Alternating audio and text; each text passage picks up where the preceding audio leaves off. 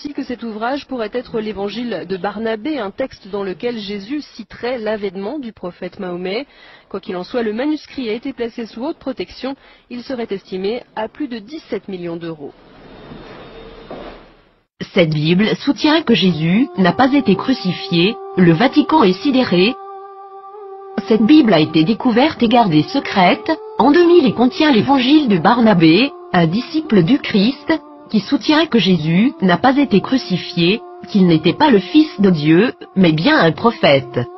Cette Bible soutient aussi que l'apôtre Paul est appelé l'imposteur, que Jésus a fait son ascension tout en restant vivant et que c'est Judas Iscariote qui a été crucifié à sa place.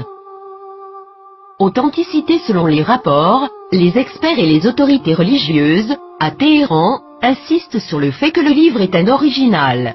Il est écrit avec des lettres dorées, sur du cuir relié et il est écrit dans la langue araméenne, qui était la langue parlée par Jésus.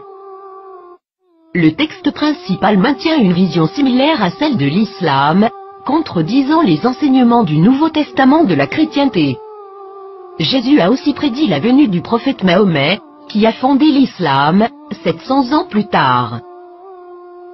Plusieurs croient que, durant le concile de Nicée, l'Église catholique a choisi la forme qu'aurait la Bible, omettant l'évangile de Barnabé, parmi d'autres, et favorisant les 4 évangiles que nous connaissons aujourd'hui.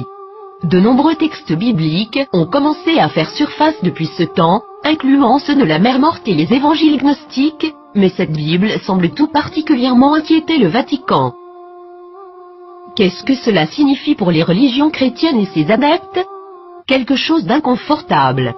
Le Vatican a demandé aux autorités turques de pouvoir examiner le contenu du livre. Maintenant que ce livre a été découvert, accepteront-ils cette preuve? La nieront-ils?